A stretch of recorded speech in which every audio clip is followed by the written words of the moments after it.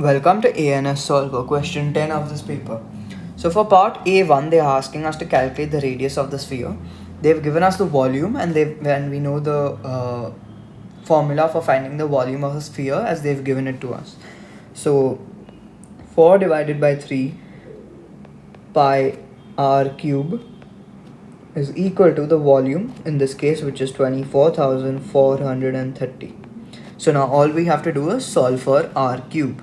So we can take the rest to the other side of the equation. So r cube is equal to 24,430 divided by pi, or divided by 4 by 3 multiplied by pi. That whole thing is in the denominator. So your final answer would be r cube is equal to 5,832.2328, and therefore r would be equal to the cube root of this. So cube root of 5,832.23289 is equal to 18.00023, and since we need to give our answer in 3 significant figures, your final answer would be 18.0 centimeters, and therefore this will be your final answer for part A1. Now let's move to part A2. So for part A2, they are telling us that the metal sphere's face is placed into an empty tank. The tank is a cylinder with a radius 50 centimeters, standing on its circular base. Water is poured into the tank to a depth of 60 centimeters, and they are asking us to calculate the number of liters of water needed. Okay, so this is really easy. All we need to do is find the volume of the tank and minus the volume of the metal sphere. So then we'll get to know the answer, or we'll get our answer for part A2. So the volume of a cylinder is the area of the base multiplied by the height. So that would be pi r square h. Now we know that r would be, as they've given it to us, as 50. So pi r square, so 50 square, multiplied by the height, in this case, which they've given it to us, the depth as 60 centimeters, and we simply subtract the volume of the sphere from this. So that they've given us in the question before, that is 24,430.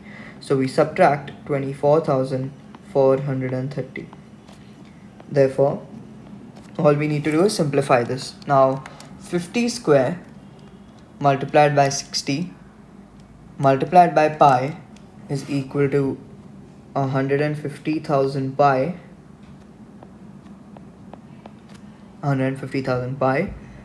minus 24,430. So your final answer for part A2 would be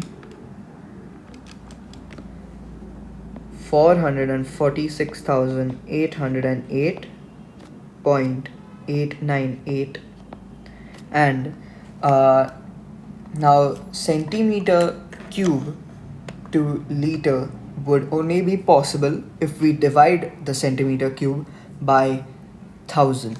So when we divide this by 1000, we will get our answer as 446.808898, and since we need to give our answer in 3 significant figures, your final answer will be 447 liters, because the 4th significant figure, which is 8 in this case, is greater than or equal to 5, so we'll round off the 3rd significant figure to the next number. Therefore 447 liters will be our final answer for part A2. Now let's move to part B of this question. So for part B, they are asking us to find the time it takes to fill the tank. Now to do that, first let's calculate the volume of the tank, which would be 1.8 multiplied by 1.5 multiplied by 1.2. Now this is in meter cube, but we need to get it in the same unit as the rate at which the water flows in, that is centimeter cube. So we multiply this answer by 100, because usually from meter to centimeter you multiply by 100, but since it is in the unit of meter cube and centimeter cube, you will multiply it by 100 raised to 3. And so this would give you the volume of the tank. And now to find the time that it takes, we simply divide it by 200 centimeter cube. So you would finally get, or you can simply put this into your calculator. You would get 1.8 multiplied by 1.5 multiplied by 1.2 multiplied by 100 raised to 3 divided by 200. So you would get your answer as 16,200 seconds. This, and they are asking you to give your answer in hours and minutes. So to convert seconds to hours and minutes, what you do is you divide by 60. So when you divide seconds by 60, it will be converted to minutes. And if you divide it further by 60, it will be converted to hours. So 16,200, 16,200 divided by,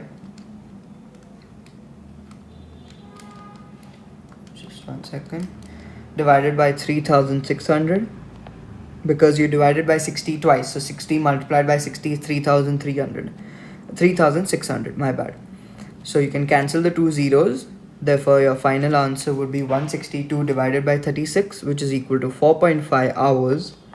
And 4.5 hours would be 4 hours and 30 minutes. And therefore, this would be our final answer for part B of this question. Now let's move to part C. Part C. So for part C, they are asking us to calculate the width of the smaller shape.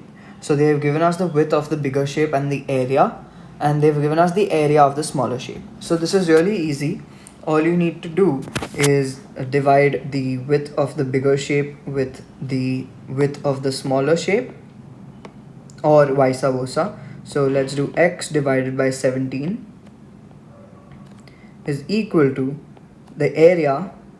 Now if you've used the area of the bigger shape in the numerator, then you will use the side. If you've used the width of the area of the bigger shape, not width of the area, width of the shape in the numerator, then you will use the area of the bigger shape in the numerator as well. Basically, you keep the bigger shape's area and width in the numerator, both in the numerator or both in the denominator.